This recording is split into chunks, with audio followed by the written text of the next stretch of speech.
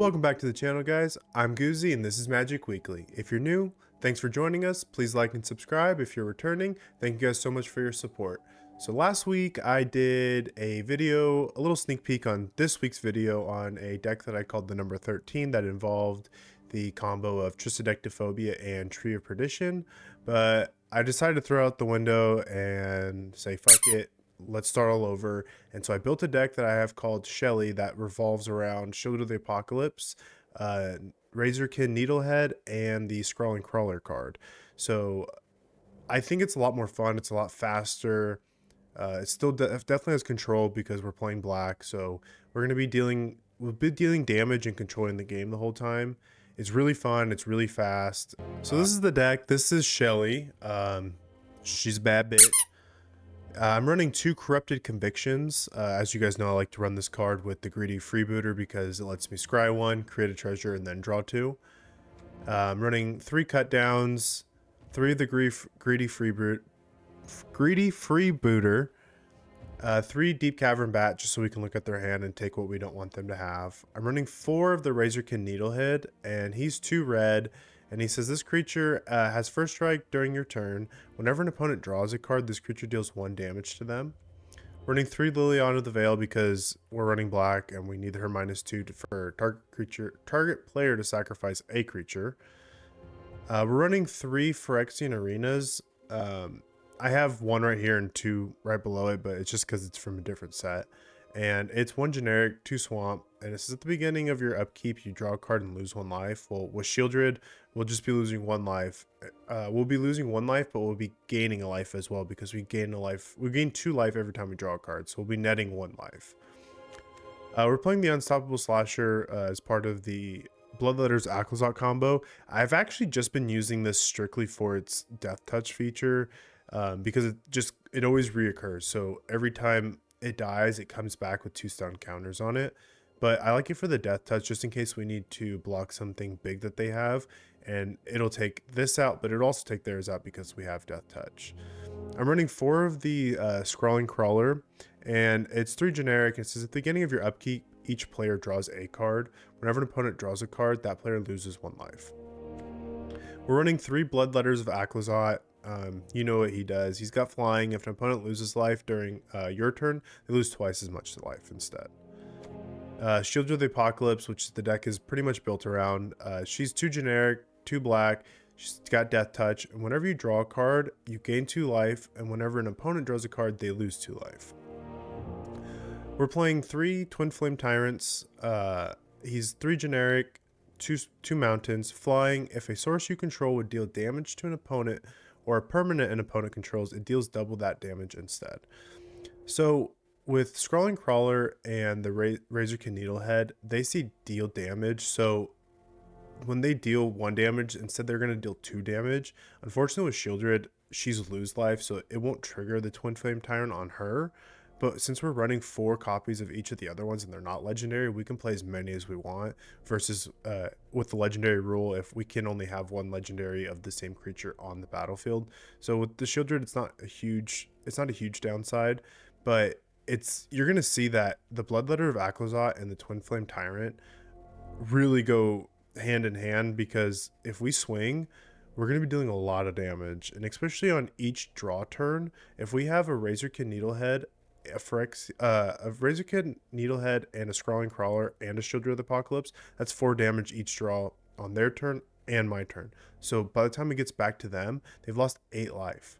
So it adds up really fast and it's really quick. I think this is a keep. We got 3 mountain, a Deep Cavern Bat, a Sheoldred, and 2 Razorkin Needlehead. We'll definitely keep that. We don't have any swamps, but we'll probably draw into a swamp.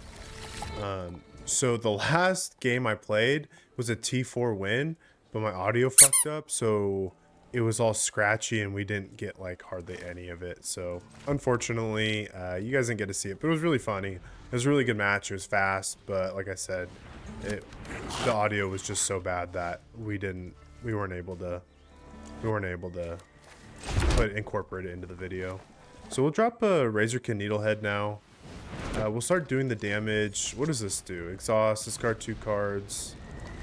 Discard 2 cards, then draw that many cards. Put a 1/1 counter on this creature. Okay, so it's kind of slow. They need 3 mana to do it.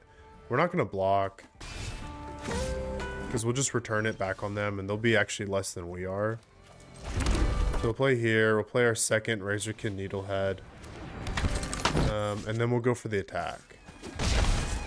So that's 2. We're going to have 2 triggers now. So 1, 2, they're at 15. They conceded. I told you. It's so fast. It is so funny. And I knew they were gonna be screwed, because that thing discards cards and then draws more cards, so that was good. Alright. So we got 2 swamp, a mountain, we got a greedy, we got a deep cavern, we got a lily, and a scrawling crawler. I think we keep this. Just because we can play something on every turn.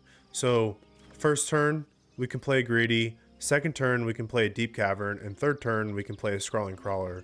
And then fourth turn, we'll see what we top deck. Because there's going to be 2 draws that we get by the time.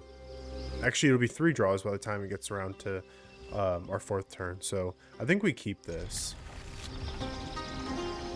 I still can't believe how fast that person fucking scooped on like turn 4. They're like, nope, fuck this. I'm not going to sit here and get punished for me playing this game this whole time. Alright. Play a greedy. We'll pass our turn. Next turn, we'll play a mountain just so we have the mountain, just in case we get a Razorkin Needlehead. So they're playing Izzet. So they're playing blue-red. They'll have some type of removal. We'll play a deep cavern bat. Let's see what their hand has. So they have some type of interaction right now. That's why it waited to play it. So they actually might try to blow it up, but we'll still be able to see their hand. Yeah, see.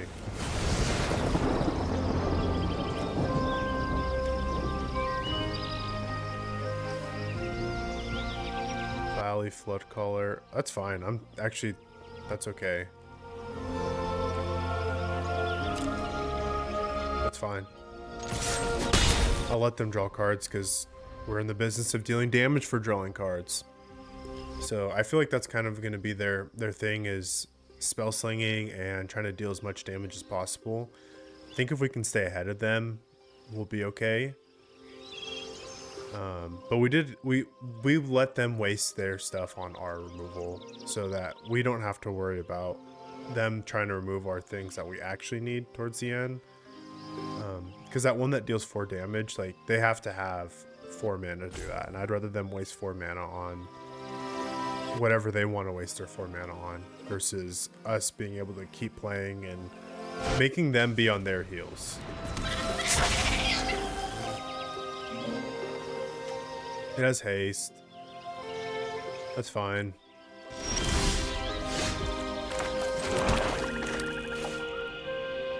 Yeah. Drop a scrawling. We'll attack. Hopefully they block. If they don't, it's fine. I more want the scry and the treasure. But like I said, it's okay.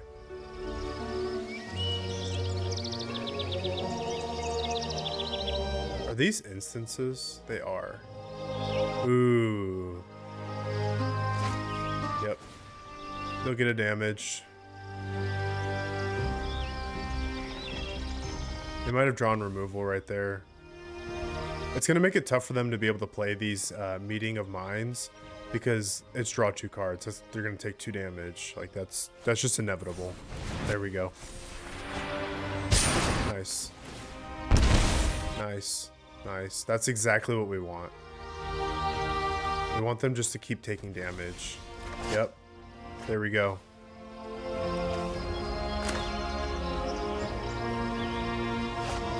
I guess it's on their turn. It's fine. We'll pivot. We pivot. We'll play an Unstoppable Slasher. We'll poke him for 1. Now that we can pivot, we have an Unstoppable Slasher. So next turn, we actually drop the Bloodletter and we just start swinging. Because I don't think they have very many creatures.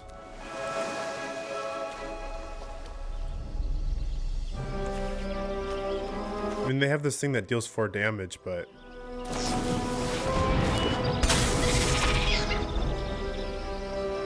Okay, that's fine.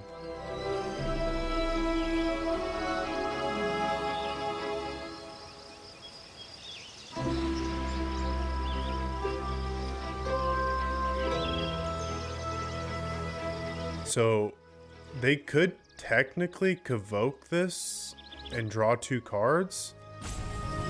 And if they do that, we win the game.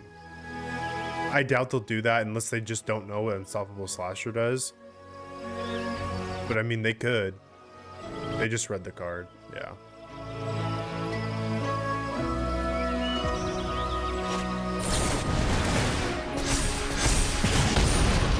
It's fine. It'll come back.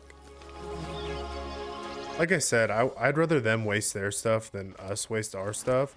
So we need to pivot one more time. And we'll play our Lily. This is my home, and I don't appreciate... And we'll make them sack something.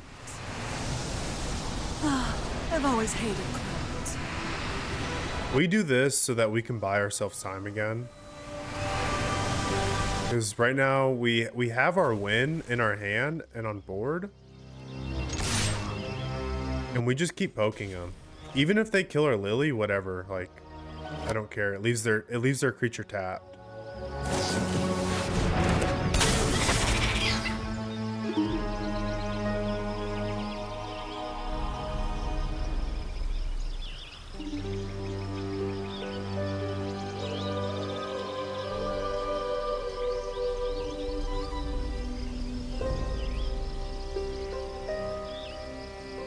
I think next turn we play the Bloodletter.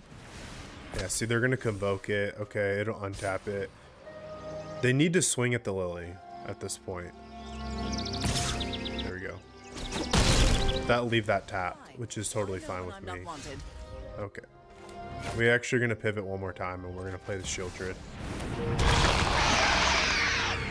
We can play the Mountain. And I'm not going to attack just yet. I need to play the Bloodletter so that we can make them lose twice as much life. So they're gonna... We have the Shieldred now. They're gonna draw. They're gonna lose 2. So we're actually more just forcing their hand at this point. We haven't done anything crazy, mind you. They've been playing a bunch of cards. We have 1 card in the graveyard, and they have probably like 7 or 8. So we just kind of keep letting them play their cards because really we're not doing anything. We're sitting back and letting them do whatever they want, but we're actually more in control of this game than they are. Whenever you cast an instant or sorcery spell, create a token that's a copy of this creature. Exile the token at the beginning of the end step. Okay. Well, they're not going to swing with it, so...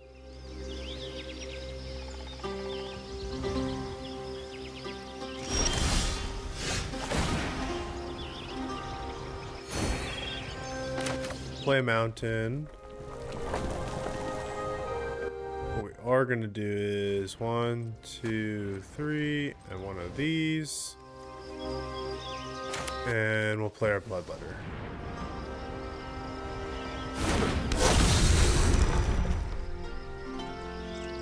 And I think now we just swing with everything. It forces them to have to block. They have to block, because if not, they're going to lose double damage, and they only have 8 life. And right here, this is what, 7? So it's 14 damage on board right now.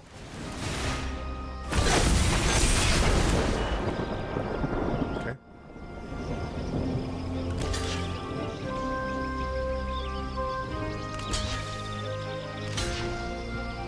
Cool. That's fine with me.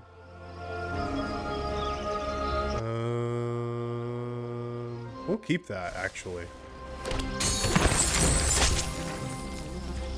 And we'll play in a Phyrexian Arena as well.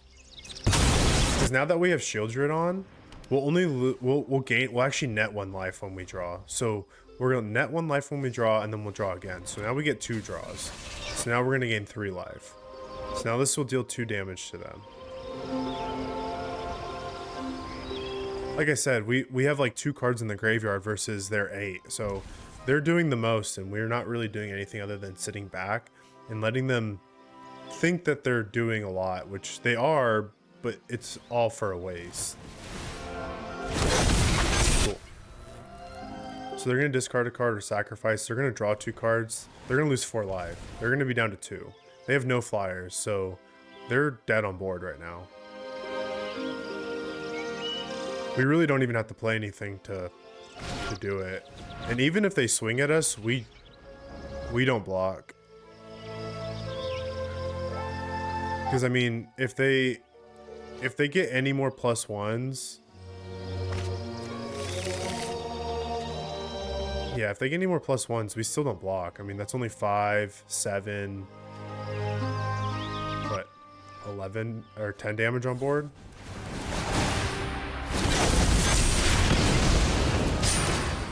Okay.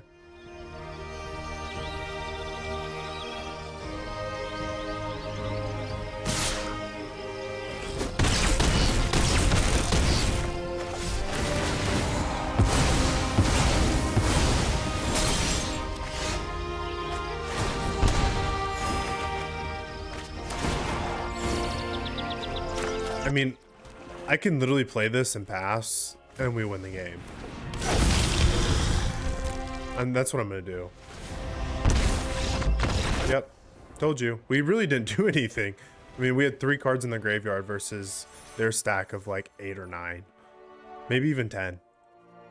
Oh, this is a keep. This is for sure a keep. 2 swamps, a mountain, a cut down. So we have removal, we have a greedy, we have a slasher, and we have a scrolling crawler. So we have a good engine that we can keep going. We definitely keep these. This is turn 1. This could be a turn 2 if they play something that we just don't want them to have. And I think they're on the turn. Yeah, they're on the play, so we're actually on the draw. So we'll get us. Oh no, we're on the play. Never mind. Nonetheless, we can still get ahead. Green. They're playing elves and ramp.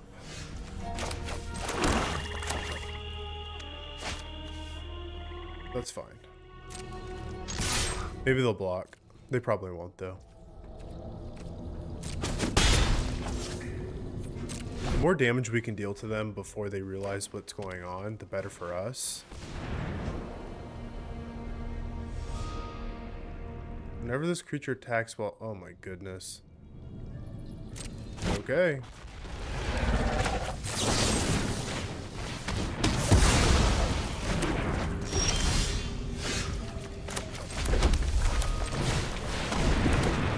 Well, if they don't control a dinosaur, it's fine. We just block here and get a treasure and a scry.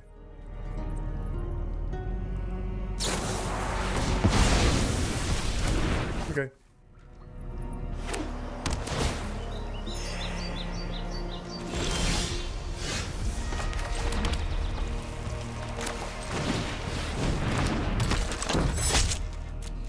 No attacks. So they're still gonna lose alive. That's fine. We're equal.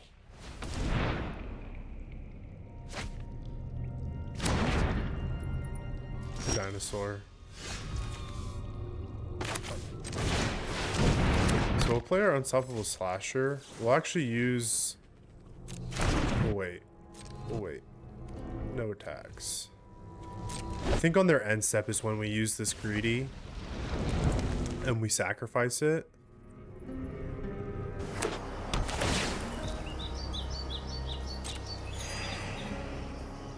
Yeah, we sacrifice on their end step.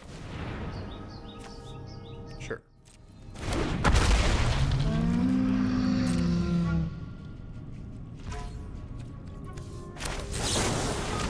I think we sack it now. Actually, yeah, we have two creatures up. No. We need it to block. So if they try to swing, we can block there and then play what we need to play. We'll play our Twin Flame Tyrant now, though. So when we swing, it'll deal double damage. So